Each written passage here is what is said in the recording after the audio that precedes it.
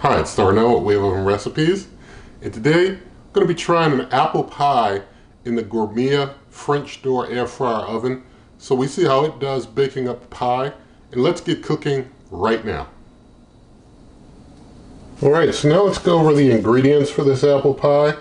I've got 3 15-ounce jars of apple pie filling. This is a no sugar added apple pie filling. If you like sugar or more sugar in your pie, you can use a filling with more or add your own sugar, but this one is a pretty good apple pie filling that I prefer to use myself. Also got some ground cinnamon, got some extra light olive oil that I'll be spraying in here to keep things non-stick. And got myself some pie crust. Although nothing in this video is sponsored, I personally do prefer the Pillsbury pie crust even over supermarket generics that I've used in some videos, and you see how sometimes they don't work as well. But to start, I'm going to spray the inside of this pie pan with the oil. I'll just mention while I'm spraying this is a 9-inch pie dish that I'm using, which is like a standard size for pie dishes. So we got it nice and oiled up in there for things to be nice and non-stick. Now I'm going to go ahead and put my pie crust in on the bottom here. Now that I have my pie crust lining the bottom of the pan, I've got my ground cinnamon here. I like to put a little across the bottom of the pie crust so we have a little cinnamon on the bottom. And now I'm going to take the pie fillings and put all 3 so that I'll have a total of 45 ounces of pie filling in my apple pie. So I'll go ahead and get this one out.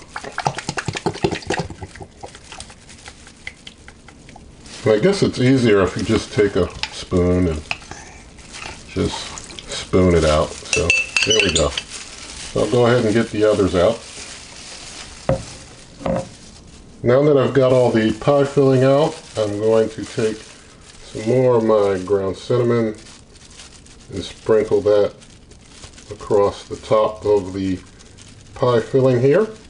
So like so. Just do that there. And just kind of get this filling kind of evened out here.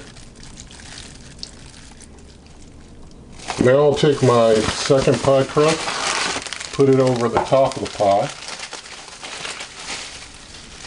As I put it over the top, I'm going to try and kind of pinch it under with the lower pie crust a little bit, just to try and put those together just a little. Now with that done, you know, sometimes I use a fork to kind of poke holes all around, and I use the fork to flute the edges. Since I was kind of bending the edges anyway, I'm not going to do any further work on the edges. And instead of poking holes all around, I'm going to try just doing one big vent hole in the middle of the pie and just see how that works. Just having one spot in the middle for venting right there. Nice big vent hole. We'll see how that works. Just having one single vent hole in the middle. And so now it's time to get the cooker all set up.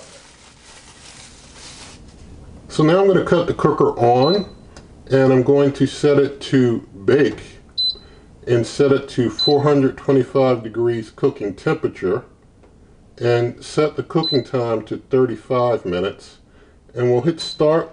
Once it's done preheating, we'll get this pie on in.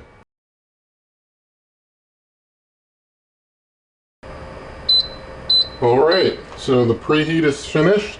I'm going to get this pie right on in here. And I think that smoke might be, maybe something fell on the heating elements in an earlier cook or something, but interesting.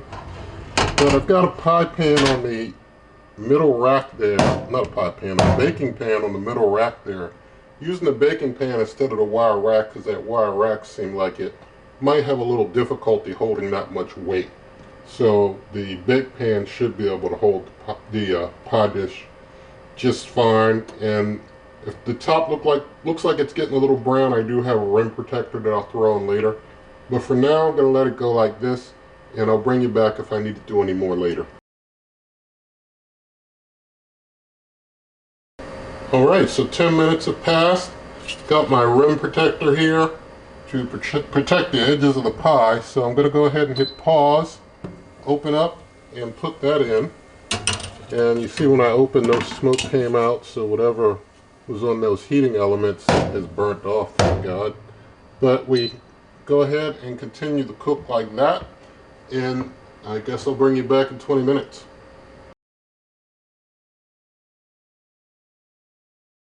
Alright, so about another 8.5 minutes have passed, but I'm going to go ahead and pause things right here because the top is getting really done on this pie.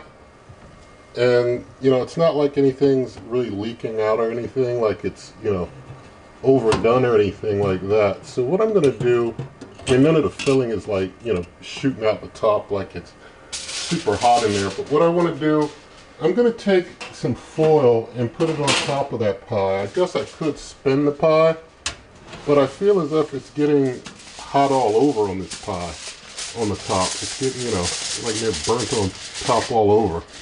So I'm just going to put some foil over it, and now I'm just going to take my rim protector back and put it right back over. And I expect my rim protector to hold the foil in place. It's kind of dipping there, that's not good. But had it out a little bit. Anyway, we got it back in and close up. And we'll go ahead and let things continue to cook fully covered on top, and I'll bring you on back in about 11.5. Alright, things are cooked for 35 minutes, so now it's time to open the door. There's been no kind of smoke problems or anything during the cook, so just going to get that rim protector off there and the foil and slide it off so we can see how things are looking. So here's our completed apple pie. Looks pretty good. What I'm going to do, I'm going to basically cool this off. I'm going to get real cool. I'm going to, even though, you know, hot apple pie is good, I'm going to go ahead and put it in the fridge, let it cool down really good, be nice and cool and firm. And then, you know, I'll bring you back for some cut and plate and taste testing. Alright, so after giving the apple pie many hours to relax, I'm going to go on in and we'll have a look at it. And that's how the finished product looks after resting for a while. And so going to go ahead and cut into it. I will mention that, you know, using the just hole in the middle without poking all around worked out real good. You know, we didn't get any, like, you know, big bubbles really. I mean, it was able to vent enough that you didn't have like any bubbles that popped, you know, anywhere else in the crust, in the top crust, which is what you want the venting for, because if you don't vent somewhere, you know, you'll get like pop bubbles or stuff coming out other places. So that worked out well. Just making sure that I've cut through the full crust there. So I'm going to go ahead and get down in here, make sure I'm able to get it out of there. There we go. So here we go. There's our finished apple pie with the filling still falling all around. But I'll go ahead and get the rest of this out of here. Some of these leftovers out. And I know I could pre-bake the crust if I wanted. I'm just not the one who likes to do that. I just like to put it all in and go for it. So if you want, you can pre-bake your crust, you know, that's your option. So I'm gonna go ahead and do a taste test now. Alright, so let's do a taste test of the apple pie, and thank God for this food.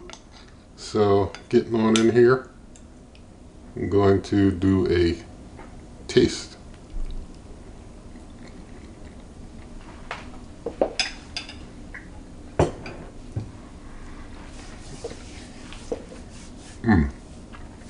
That's a good apple pie. I mean, for me myself, I don't need a whole bunch of sugar. It's all good. It tastes great. And you know, you can do yours the way that you like, but the cooker is able to cook a pie. You do want to cover that top. Interestingly enough, the cooker has a fan on the side, but that top still gets, you know, cooked pretty hard, I guess. And you are supposed to use that middle rack where I had things. So, you know, I guess that's how it turns out. You just got to make sure that you cover, you know, in good time. Usually with most cookers, I'll have to put the rim protector on, but I don't have to necessarily cover the whole top to keep things from getting, you know, too done on the top. But with this one I did. And so you just have to make adjustments as needed. So with all of that done there, you can find plenty of recipes on my blog, superwaveovenrecipes.com.